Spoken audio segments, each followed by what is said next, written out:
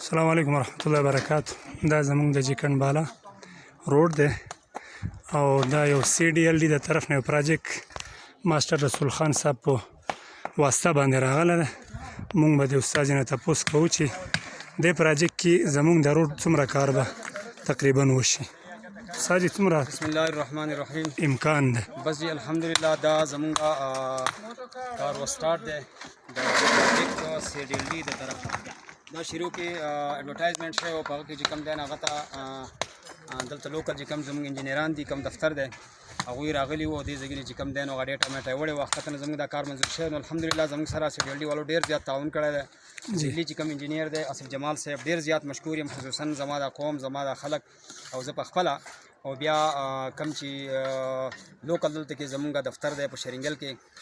هغه کې ارشاد صاحب الله پاک د زندګۍ کې برکت واچوي او سلمان صاحب او نور چې کوم ملګري دي هغو سره هغه ټول ډېر زیات تعاون موږ سره دا کړل چې علاقه یې دلته کې ولې د هغو وزټ وکړو د علاقې او بیا ډېر زیات د پسماندګۍ دغه او زمونږ نو روډ خو موږ په خپله ستلی دی موږ په خپله چې کوم دی نو چا ویزه خرڅه کړله چا چې کوم دی نو غوا خرڅه کړله چا خپل ښکته به د کراچۍ یو ځای بل ځای مزدورۍ کوي او کسان چې پیسې راوړلي الحمدلله په چاندې په طور باندې موږ دا روډ ستلی دی. بس زما پوښتنه دا ده استاد په شارټ کټ الفاظو کې چې دې پراجیکټ کې به زموږ څومره کار وشي تقریبا؟ دلته کې زموږ انشاءالله کوشش دا دی جي موږ ته مشر انجینر صاحب چې کوم دی دا یې راکړله چې تاسو کوشش وکړئ چې ښه کوالټي او کوانټټي چې کوم دی نو ښه ورکړئ نو انشاءالله ستاسو دا روډ به دنګې به هم کېږي. کوشش به دا کوو چې دا چړاینې ختمې کړو. اصل مطلب دا چړاینو ده چړاینې موږ ته ختمې شي نو په کچه روډي او وړوکې ګاړې راتلی شي په فلډر وغیره نو بیا هم ښه ده. دې نه وروستو کوم دی سی ډي ایل ډي والو ته ډېر زیات شکریا ادا کوم چې موږ ته حالانکې علاقه کې ایم این اے ایم پي ایز وغیره هم شته خو هغو اوسه پورې موږ ته څه کار نه دی کړی. موږ بار بار ورځو هم او وایو ورته خو هغوی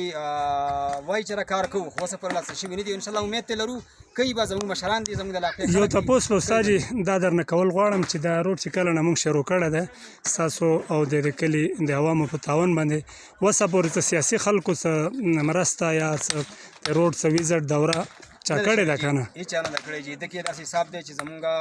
مشرانو ته بار بار موږ تلي یو خو زموږ قایدین چې کوم دا خو ډېر افسوس خبره ده. لکه تقریبا ټول سیاسي پارټیانو هېچا نماینده یو نماینده هم نه دی راغلی. ډېر د افسوس خبره ده. مین روډ باندې تللي واپس به راکتل دي چې لکه دا جیکن ته روډ ختلی دی حالانکې اوس الحمدلله زموږ علاقه زموږ کلي شایع شوي دي په ده باندې دوه درې کلي پراته دي جیکن بالا جیکن پاین سرفکس برنګیا بالا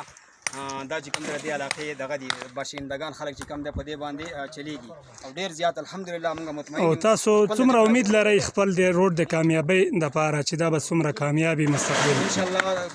څومره چې موږ ته لکه زموږ لوکل ګورنمنټ زموږ سره تعاون وکړي نو ښه خبره به وي. د هغوی چې کوم فنډینګ موږ ته کېږي که هغه ولګي او د سی ډي ایل ډي چې څومره تعاون د هغوی سره زموږ سره کوي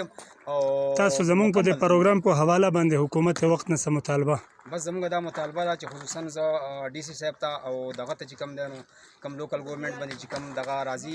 ای ډي پیانې راځي هغه تقسیمیږي زموږ درخواست دا کوم چې یاره زموږ په دې روډ باندې دا خرچ. ډېره مهرباني شکریه.